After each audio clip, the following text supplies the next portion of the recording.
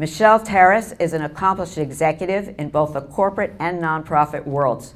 She has also co-founded a company whose proceeds go to Gold Star families for their service to our country. She has long championed for Israel's rights and appears on Capitol Hill in her fight against anti-Semitism. Michelle saw a need in the community to educate Jews on the drastic and alarming changes in our social climate, and we are delighted to have her here today. But first, I'd like to introduce Sofia Man. Sofia was born in Romania during Ceausescu's dictatorship. Her father survived 7 years in a Siberian gulag for attempting to resist the Bolsheviks. Sofia and her parents escaped the communist regime when she was 11 years old. Knowing firsthand that the rise of anti-Semitism and socialism have grave consequences, Sofia is determined to educate Americans about the imminent danger of remaining complacent and silent when Western civilization comes under attack. Sofia holds 2 degrees and speaks 3 languages. I am sincerely honored to present Sofia Man.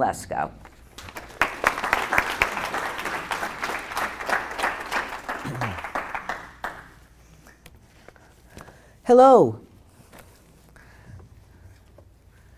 I'm Sofia, and I'm so honored to be here today. Thank you so much for giving us a voice. I'm going to start by saying that anti-Semitism does not know party lines, that it does not matter if you consider yourself a conservative or a liberal, a Democrat or a Republican. When we see anti-Semitism, we must denounce it, and we must face it and uproot it, because it doesn't have anything to do with our political affiliations. And so it's very nice to know that we can have a voice and we can speak and we can point out those things that seem dangerous to us. I grew up in a socialist dictatorship. My family and I escaped the dictatorship when I was 11 years old. My father is from a region of Romania called Basarabia. And during World War II, when the Bolsheviks began to swallow all the countries in their path, they entered Basarabia, they entered the land that my father grew up on, and they just began to turn everything into the Soviet Union. My father resisted. He was a teenager at the time. He tried to fight off the Bolsheviks. He was wounded in battle and subsequently sent to a Siberian gulag where he spent the next 7 years of his life.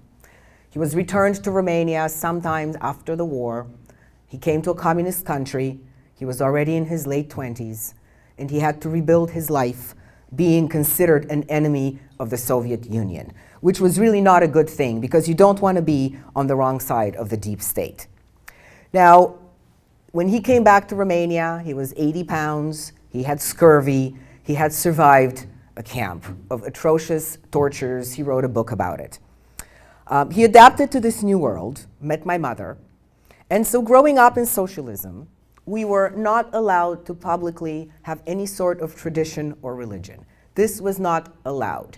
It's one of the problems that I have when I see how whenever we start leaning socialist, we start attacking traditions. That is because people with no traditions don't really have anything to defend. They don't have an identity, they don't have a land to defend, they don't have concepts to defend, they just let it all go. And so when I see that traditions are under attack in the United States of America, along with a lot of socialist ideas, it raises red flags because that's what I grew up with as a child.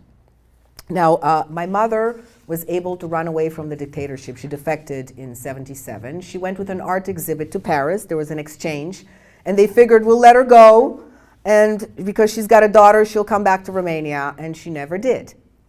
And it took years for my father and I to be able to leave Romania and join my mother. I have a new Romanian friend in the audience who wanted to hear a little bit about the story of what happened, and he can relate. He knows what it was like to live in that land. And so what happened after my mother left is we became targets of the Communist Party, and they decided that they're going to do everything they could to harass us. They started bullying me in school, and one day the Securitate came and beat down the door, and without a warrant, no knock warrant, and they came into our home looking for incriminating evidence against my father, which they found. They found $3.75 in foreign currency, and they arrested him for unlawful possession of foreign currency, which was prison under Ceausescu. And because it wasn't such a large amount, they eventually let him go. But I was there, I was 10 years old. I lived through this entire persecution. And then when we finally made it to the West, they confiscated everything we had. We arrived in Canada with 2 suitcases and $2 that someone gave my father in the plane so he could buy me a Coke and some chewing gum. Because coming from Romania, those were the first things that I really wanted when I got, when I got to freedom. And so by the grace of God, I made my way from Canada to the United States for my American dream. I found my American dream. And now I'm very concerned that this American dream is under attack. And so how does this tie into my presentation? Well, free speech, traditions, pursuing your dreams, freedom, freedom of religion, all of these values at the moment are under attack. Today, there are only 15 million Jews in the world. That's not a lot. If you compare to 1.7 billion Muslims, 1.5 million Christians, we're talking about billions. Only 15 million Jews, half of them live in Israel. Israel is insurance against another genocide, because if anything happens anywhere in the world, Jews can go to Israel and find a home and be safe. And so when I see that Israel is under attack, again, red flags, because I know that something is going on that we need to pay attention to. And so when we were not allowed to speak in the temple, I felt like I was dealing with children. You know, your parents and the children go, I don't want to hear it, I don't want to hear it, and you're right, and you're trying to tell them something, and they don't want to listen because it goes against their emotions, right? Politics are very emotional things in the United States of America, as everywhere else. We have to remove that emotion because that's how they own us. That's how they silence us, through our emotions. And it's very important that we speak up. And so we're all very familiar with the neo-Nazis. We know about the right-wing extremists. I'm sure you've heard about this conspiracy that they all consider that their point of reference when they attack Jews is the Protocols of the Elders of Zion, which is this paper that was written in Russia that was debunked, but basically it accuses Jews of wanting to control the world through the banking system and the media. Okay, they left us out of that, okay. And so we're focusing on this far right, and we all agree that it is wrong, that there are hate groups. But what's not being done is we are not acknowledging that there is a rise of anti-Semitism on the left. And so if you are a Democrat and you love your party, you have to demand that the party leaders denounce anti-Semitism, not align behind it. So today's new anti-Semitism is manifesting through criticism of Israel. Over here, right, we are seeing all kinds of movements, and one that is very dangerous is the BDS movement. Are you familiar with the BDS movement? Okay, very well. So it is the boycott, divestment, and sanction movement, which has gained great popularity among world governments and college campuses. So where it matters the most now, we have this growing cancer. It is aimed at boycotting the Israeli products. I don't have to tell you about that. You know what it's about. And I found an interesting article by Sean Savage in the Sun Sentinel. And there is great evidence that the BDS movement has extensive ties to Palestinian terrorist organizations. They're using the social justice shield, and that is how they get by with their hateful message. And the BDS movement is so bad that some states have actually had to have legislation against it, such as Arizona's Attorney General, Mark Brnovich. Maybe I'm mispronouncing his name, but part of his case was that the BDS law, he noted, they were not only motivated by anti-Semitism, but that they were getting aid from Palestinian terrorist groups, including Hamas, as well as the Palestinian Liberation Organization, which provides payments to terrorist families and terrorists. Now, the problem is that some of the lawmakers in Washington are pro-BDS. And the reason why we even have this court case in Arizona is because they are trying to pass legislation where Israel would be boycotted the very same way in which the United States boycotted Nazi Germany. And so they're trying to oust Israel, isolate Israel, make Israel sound like an apartheid state. And they're trying to pass these kind of legislations. And so the conservatives are trying to stop it. Mark Greenfelder, founder of Zachor Legal Institute, said that the ties between the BDS organization are extensive. The BDS groups like Dream Defenders send members to the Middle East to groups like the PFLP, Popular Front for Liberation of Palestine. And the further Congress showed PLO has a war room in Europe, and they coordinate with BDS groups in the United States and finance them. And so knowing that several of these groups, including American Muslims for Palestine, Dream Defenders, Muslims throughout the government, as well as on college campuses, are promoting this notion. Now, some Democrat politicians who support and openly advocate for the BDS movement, I'm not going to name them all, but they're here. Some of them, Rashida Tlaib, Ilhan Omar, Alexandra Ocasio-Cortez, Cori Bush, Ariana Presley, Raphael Warnock. All of these people are pro-BDS, and even failed Governor Andrew Gillum was on that bandwagon. And so there are a couple of dozen BDS supporters in the federal government and many, many more at the local level. All right? Over here, we see that no sooner was Rashida Tlaib in Congress that in her office, the map of the Middle East no longer included Israel. It covered Israel with Palestine. And so this is what we're dealing with. Nobody's denouncing this. We have to sit and watch, and we're not allowed to talk about it. Now, meanwhile, these people are very vocal about their support for the BDS. It's not a secret. They do not like Israel. They do not like Jews. But we're not allowed to speak about it for some reason in certain places. So these politicians are very well financed. They're aided by an army of activists. And one of the leaders of the American BDS movement is Linda Sarsour. Linda Sarsour is the one who originally started the Women's March. But last year, she was kicked off of the Women's March because she's such an anti-Semite that even the hardcore people who are organizing the Women's March couldn't have her there. But because she's so talented and she's got such good friends, she wasn't unemployed for long. She became a surrogate campaign counselor for her good friend, Bernie Sanders. Okay? And this is why it worries me that people in our Congress who are career politicians, who are respected, who have a voice, do not denounce the BDS movement, but are actually aligning themselves with it. All right? And they're well financed. And so I'm going to move on from this very soon, I promise. Last summer, we saw some inexcusable acts of police brutality.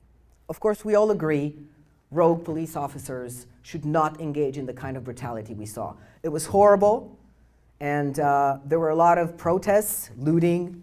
None of this was condemned. None of the riots were condemned. Violent riots everywhere, with funds pouring in from all kinds of sources. And these riots were in nature anti-Semitic. Here's a flyer from New York City.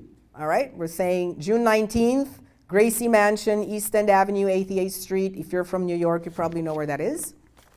And the flyer reads, close up, open to all minus cops and Zionists.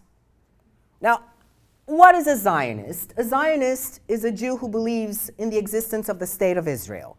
In my humble opinion, I think that's what it is, from what I know. And there we go, not invited. New York City during the riots of last summer. Over here, unfortunately, we don't have the sound, but I'm sure the sound will be put on the website. During the riots, here people are screaming, F-U-C-K, the Jew, kill a cop. This is what this video is. If you want to look at it later, you can come see me. It's what they're saying, F the Jew, kill a cop. So this is what we're dealing with here, all right? And again, none of the elected officials denounced this. It's very scary to see that they're aligned behind this kind of language. Okay, now, another thing that happened. This over here is Jacob Blake Sr. Jacob Blake Sr. is the father of Jacob Blake, who was one of the unfortunate victims of rogue policing. And, you know, we're very sorry, condolences to the family. However, the father is an anti-Semite, and he is a disciple of Farrakhan, okay? During the protests, his Facebook page, not only does he say Farrakhan is right about everything, but these are some of the things that were on his Facebook page. Okay, a Jew can't tell me, period. The same pink-toed Jewish people that control the internet rate, control the media, and control the minds and money.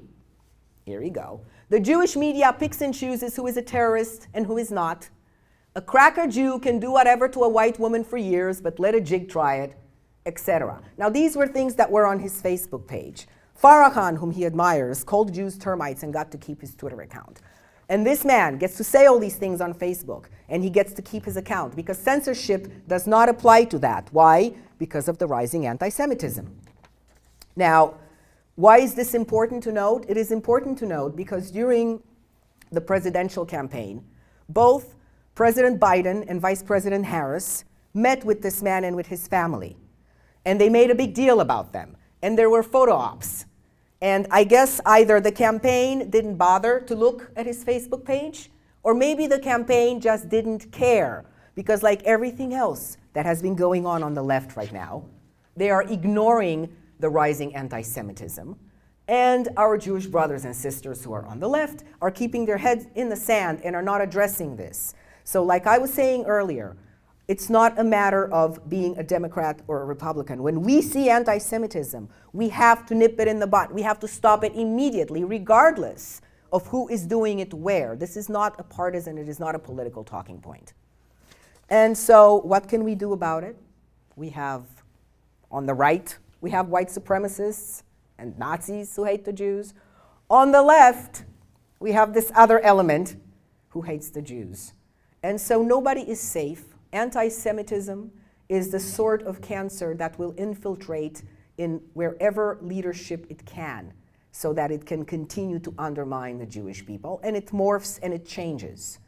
And therefore, I think it is our responsibility collectively to face it head on, to pinch our noses if we have to go against our party ideology, and speak out against it at all costs, quickly, because there are not a lot of Jews in the world, and the clock is ticking.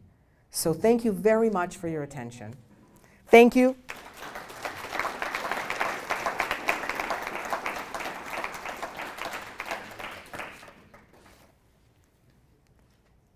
And without further ado, we are going to introduce Michelle Terris, my good friend, mentor, inspirational woman. Here is Michelle. Thank you. That was lovely.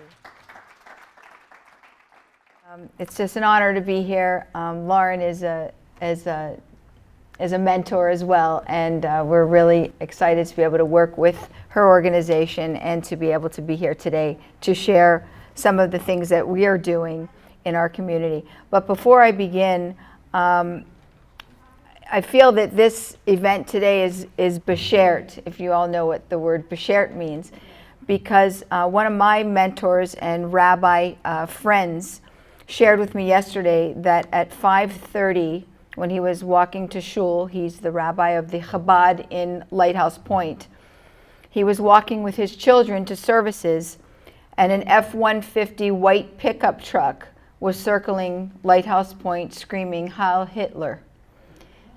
In many other disturbing words, this happened for 20 minutes to other Jews walking as well. And he's asking if you have any information or have seen this to please reach out to Lighthouse Point Police Department. One of the comments that followed that was a gentleman who lived in Lighthouse Point and had a store next to the Chabad. His car was vandalized outside the store, and a man who stormed into the store asked where they're from and that they needed to go back to the country they came from. He's got the footage of it, and needless to say, with his license plate, they promptly reported the incident, and then they fled the country because they didn't feel safe here. So with that incident last night and today's event, and knowing that Jews are censoring and silencing fellow Jews, I think it's time that we look at the warning signs and that we go back to some of our historical events and that we recognize that history has a tendency to repeat. Basically, when I began this activism, if you will, a gentleman with no arms and legs, I listened to a motivational speaker, and he said, he has 4 children and a wife, and he said, you know, I can't hold my children and feed them and hug them, and I can't wipe the tears from my wife's eyes. But I know my passion and I know my purpose. So I come here today to share with you that I know my passion and I know my purpose. And I may not be a professional speaker, but I know that I don't speak because I don't have the power to speak. I speak because I don't have the power to remain silent. I want to share a story with all of you about a little girl who came from Russian aristocracy and grew up in Kiev during the Russian Cossacks. During the pogroms, she hid in the haystacks while the Cossacks came with pitchforks to kill everyone. Why, you ask? Because they were Jews. This little girl was fortunate enough to escape, but not before they forced her to watch as they humiliated a rabbi in the streets by making him dance when they sliced him alive into pieces. This little girl was saved by a Christian family who hid her along with her mother and sister in their attic, risking their own lives. Her father left to come to the new country, America, and then sent for them once he was established. She landed here on Ellis Island with wearing potato sacks for shoes, and her name was Pessy. In Yiddish, that meant daughter of God. They assigned her an English name, Pearl, and they gave her a birth date. And she went to work immediately, still a youngster, delivering bagels. She learned English, she assimilated, she took no handouts from government agencies, and she was now a proud American. She left all of the suffering and persecution behind. That little girl is my grandmother. She never told her story because she didn't want to instill hatred in the hearts of her children and grandchildren. But I used to hear her crying and screaming at night. And I would go into her bedroom and ask, Nana, why are you crying? What's wrong? And she shared with me all of the stories. So it's now my responsibility to go on record to make sure her testimonial is never forgotten or erased from history. Because never again means never again. That new world that my grandmother escaped to, where she and her family could have religious freedom, is now under the same threat of tyranny. I have a message for those members in the halls of Congress who have embraced Jew hatred and abandoned Jews in Israel. Jewish Americans have been making contributions and sacrifices since the days of the Revolutionary War. They have fought for the freedoms that we all enjoy today. So I've got news for all of you. Anti-Semitism disguised as anti-Israel is not only anti-Jewish and anti-Zionist. It's anti-Christian, anti-American, and anti-God.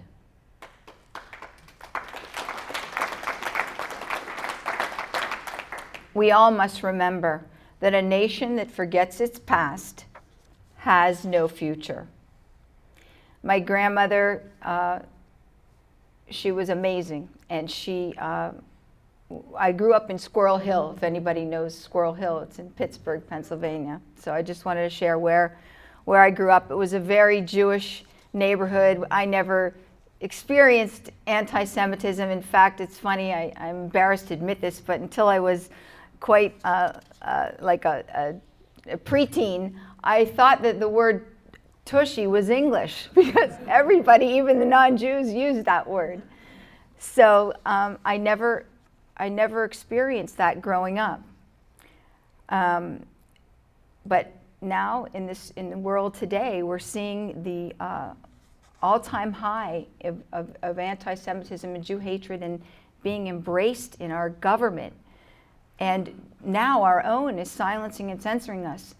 And we can't allow this. So I implore everybody to feel empowered and know that we're fighting for you and we're fighting for ourselves, and that you've heard the cliche, what starts with the Jews doesn't end with the Jews, because once they get us out of the way, they're coming for everybody.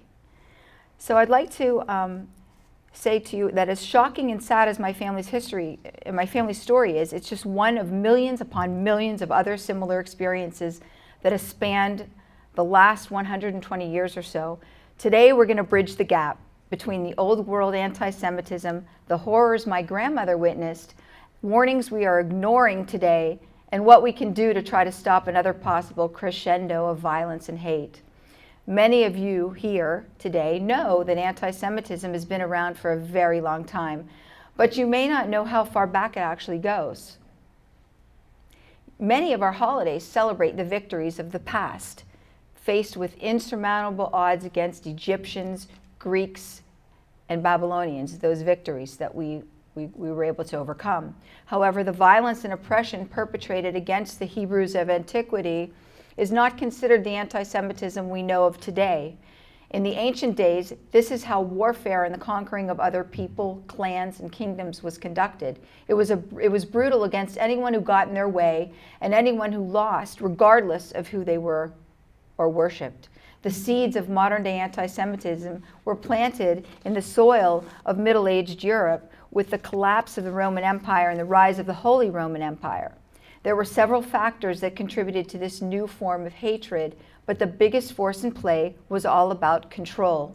Kingdoms competing for power, glory, money, and territory needed to control their people in order to maintain the throne. They also had to pay homage to the Holy Roman Emperor and the Pope in order to fund their wars and crusades into the Holy Land. Not much different than the propaganda tactics used from World War I and onward. The middle-aged European kings needed to create fervor and support for the Crusades.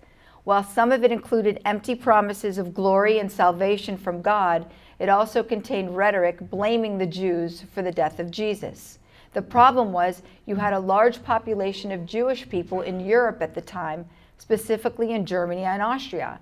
This led to the persecution, destruction of towns, and the massacres of Jewish people, and the first known instances of the brand of anti-Semitism that we saw leading up to and including the rise of Hitler. We all know the horrors of Adolf Hitler and his Third Reich, so we're not going to go to rehash the obvious and something that can be discussed for hours on end. However, the atrocities of Hitler and the Nazis tend to overshadow the tragedy that Jews incurred in Soviet Russia. The pogroms set forth by the czars of Russian Empire were equally as brutal as some of Hitler's campaigns across Europe. They were based on the same level of hate, falsehoods, and stereotypes used for the centuries at this point.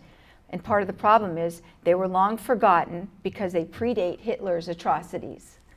These pogroms forced a large number of Jews to flee the Russian Empire, and those who did stay fell under the trance of socialism, Bolshevism, and the empty promises of an end to anti-Semitism. Just like some of the issues you see in today's world, the people who create the problems are also the ones to offer the cure, only to cause more pain and suffering. Suffer they did, as Stalin and the leaders following him crushed the Jews under heavy-handed tactics of imprisonment, executions, and forcing them to practice their religions in secret. Because of the Iron Curtain, we will simply never get an idea as to how many Jews were slaughtered, tortured, and/or wrongfully imprisoned in Soviet Russia. It's a tragedy equal in scope to the Nazis because it raged on long before and long after Hitler was gone. What people need to understand is that when it comes to anti-Semitism, it transcends war. It doesn't simply go away with the signing of a treaty or the defeat of an enemy, because it's like a hydra where you cut off one head and another one grows somewhere else. It's an endless game of whack-a-mole where you have to hit it where it pops up, but you can never stop or you will lose it.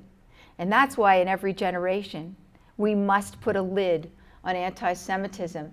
And I thank Lauren for helping our generation to do this because it's so, so vital and important. The best example of this is Nazi SS officer Otto Skorzeny. And believe it or not, he's partially responsible for much of what you see today. Otto escaped from prison while awaiting trial for war crimes, bouncing around Europe in hiding before finally taking refuge in Egypt.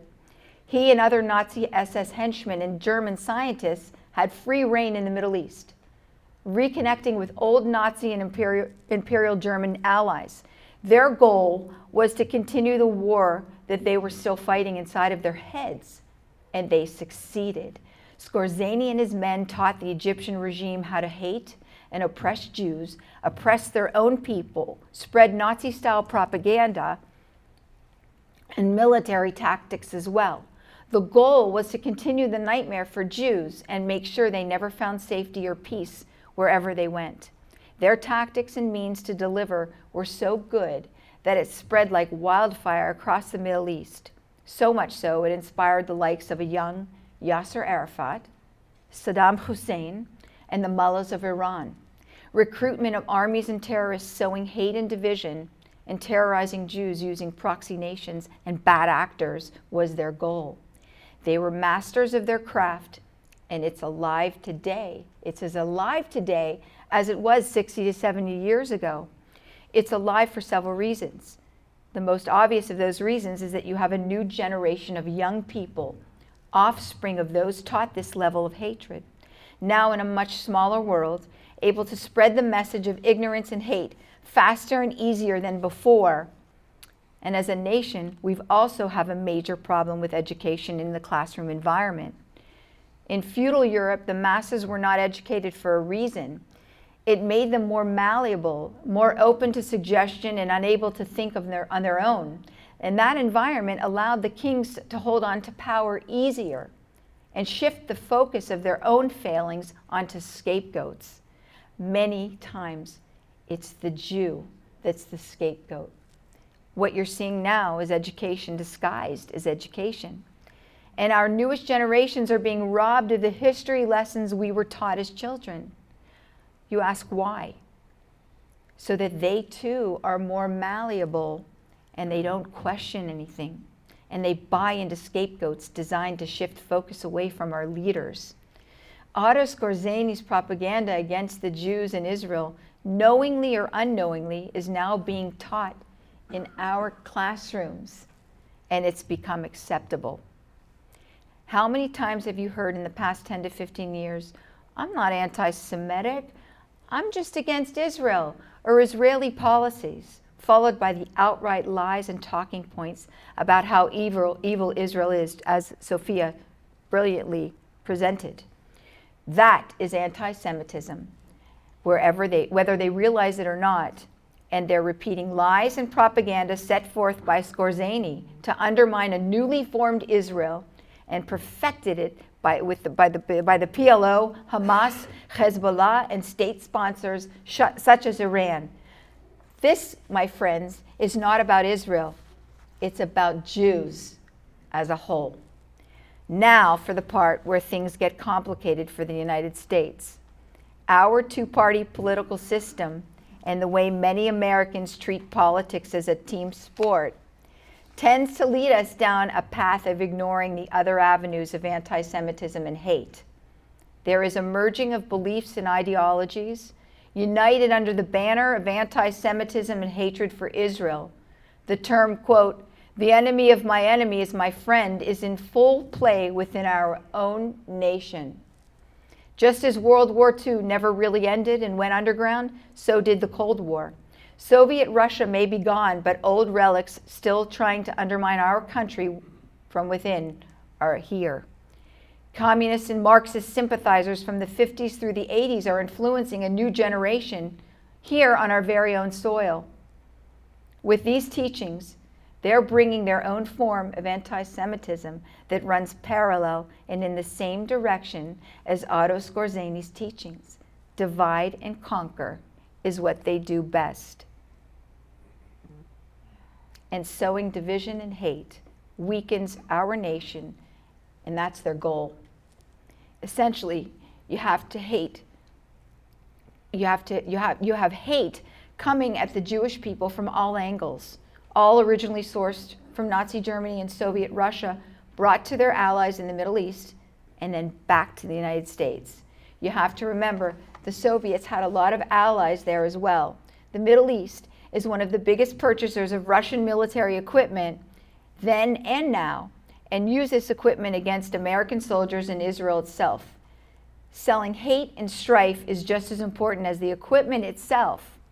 Without the demand to follow through with hate in the form of violence, you have no purchaser of your weapons. What we are doing here is adding ingredients to a giant pot that's now beginning to boil over.